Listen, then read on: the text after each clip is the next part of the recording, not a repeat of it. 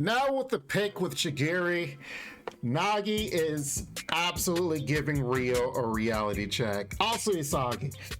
Oh man, poor Rio. He has no clue what he's doing. Anyway, we got done watching the newest episode of Bluelock, and it was still an amazing show. Now, granted, this one didn't have like a lot of action as far as in soccer is concerned, but it did have some backstory for our boy Bachira. Now, poor Rio is like, oh my lord, how can you betray me, Nagi? Oh, I thought we were friends. I thought we were together. And dude's like, you're the one that's messed up. You said we're going to be the best in the world, but the way that you're playing right now, are you really playing like you want to be the best in the world? And he straight up is like, you know what? Screw you, cutting ties. I'm moving on. And then Isagi here is giving him a reality check. Like, one, who are you playing for? Like, what is your point in playing?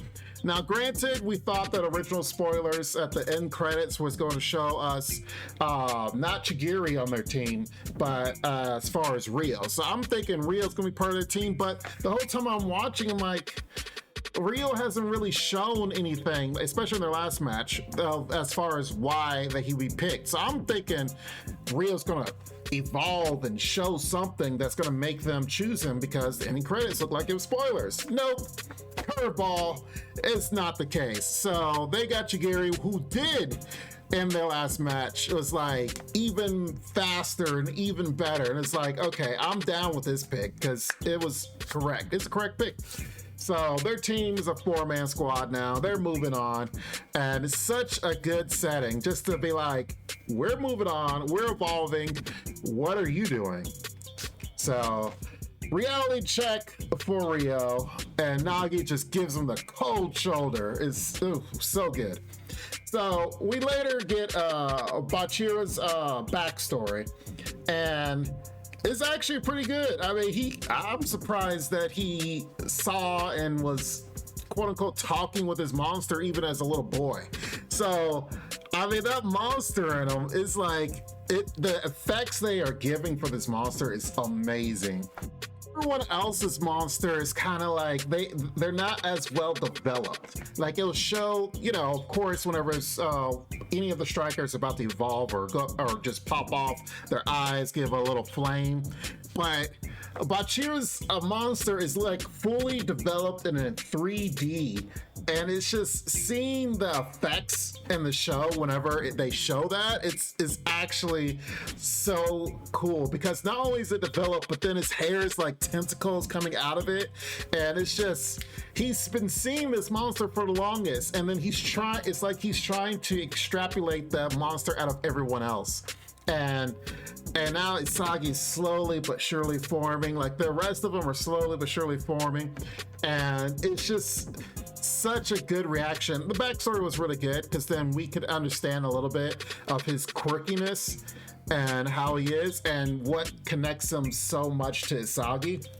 And he sees the fact that Isagi could be the monster he's been looking for. And I like the fact that they went back all the way back to their first test, and essentially from Bachira's point of view, because we saw Isagi's on episode, I believe it's episode 1, of how this all worked out. So to see how he was looking at things while we were looking at things from Isagi's point of view, it's just like, oh man, that monster he's been looking for. Isagi was at that one place, because he's always been passing to his monster, not to real people. But when he finally passes it, he's right there. And that's why he's connected so strongly and so close to Isagi, that he feels like this is the guy. This is the kindred spirit I've been looking for.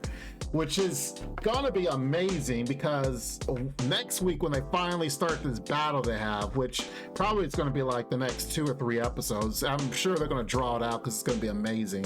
I wouldn't be surprised if Isagi himself like starts to actually manifest an actual monster that we can see. And how cold was it? How cold was it that Isagi is like just sitting back while they're over there practicing? He's just waiting. He's just sitting there waiting. And it's like, hey, I'm back. I'm ready for this. You ready for this fire? I'm ready. I'm ready to deal this can all over you. And he's just sitting back. He's fired up. He's ready. I came back to get my boy, and I'm here. So it's, oh man, such a great episode. And even though the episode itself may not have as much action, it just needed this filler part to actually set the stage. Like, okay, we want you to be salivating for this next fight, this next battle. So let's add some seasoning, add a little pepper in there. It's like, now this meal's coming down hard. So it's, oh man, they set the stage, they set the table, they put the forks and the plates there. So we're ready for it. Next week is gonna be absolutely monstrous and amazing, and I can't wait. I can't wait. Any of you manga readers, I envy you. I'll be honest, even if you were a manga reader and you know what's going to happen, you're probably looking pretty good on these episodes because the 3D effects and the animation in this show, it's top notch. So I'm looking forward. I'm really looking forward to next week. So anyway, I hope you guys liked the review there, and definitely make sure you guys are subscribed to the channel if you haven't already. It is free and it's just a press of a button. Aside from that, you guys take care, be safe, and I'll see you next week. Bye-bye for now.